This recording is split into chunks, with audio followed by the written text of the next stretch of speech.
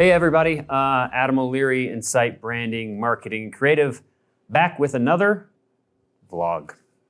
Today we're talking about applying business goal setting strategies to everybody's favorite New Year's resolutions.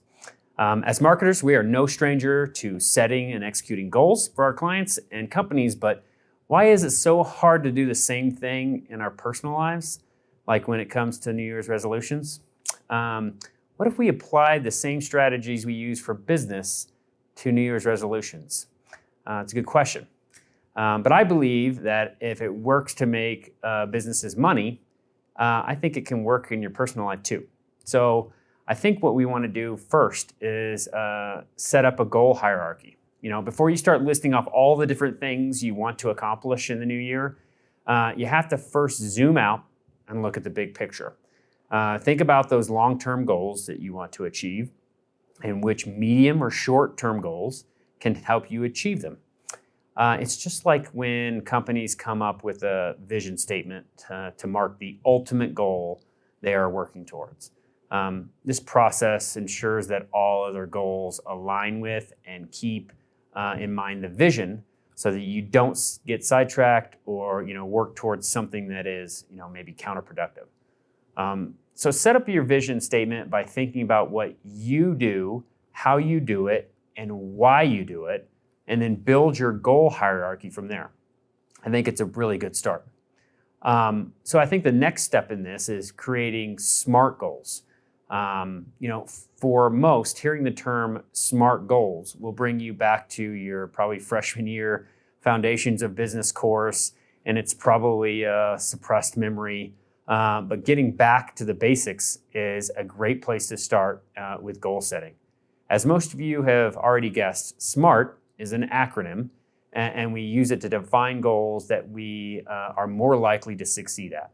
If you truly want to commit to your resolutions, you have to spend the time to set thoughtful goals. Otherwise, you don't have goals, you have dreams, but consider these criteria. Not all aspects of SMART will be applicable to each goal, but they are all important to getting your planning and thoughts down. So even if you have a goal you can't measure or bind to time, consider all the SMART parameters to understand your goal. Worst comes to worst, you can, always guesstimate.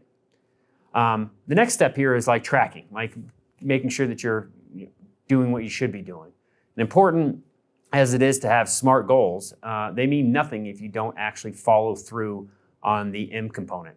As crazy as it sounds, the point of having measurable goals is for you to actually measure them.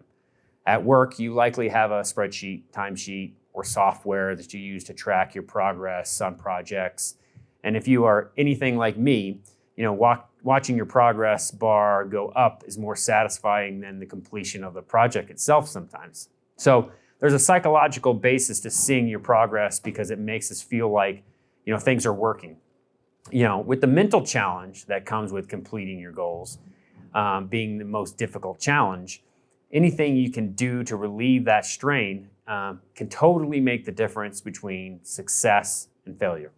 So create a tracker for the habits you want to implement, or take a photo in the same outfit every day to measure your weight loss, or even something as simple as a to-do list that you can just check off as you go. That tactile piece can make a big difference. The next section is talking about the Pareto principle. The Pareto principle is also known as the 80-20 rule, where 80% of the results come from 20% of the efforts. You're most likely familiar with this concept in sales, where 80% of sales come from 20% of customers.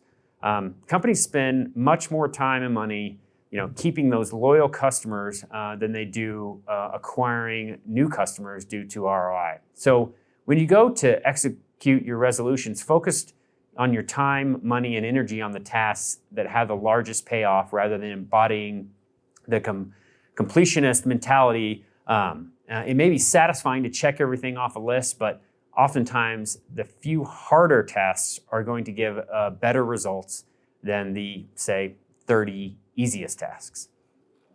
The next step is adapting. You may find through tracking of major life changes that you have to adapt your goals over time. You may be progressing at a slower or faster pace than you anticipated, or maybe you no longer have a need for a certain goal. It's perfectly normal and encouraged to revisit your goals. Many companies have to develop a plan B and C and D before they reach their desired outcomes. And the same can be said for you and your goals. You know what they say, it's all about the journey and not the destination. So just a couple of things on goal setting and New Year's resolutions. Hope to see you guys next time in our next vlog. This is Adam with Encite Branding, Marketing, Creative. See you guys.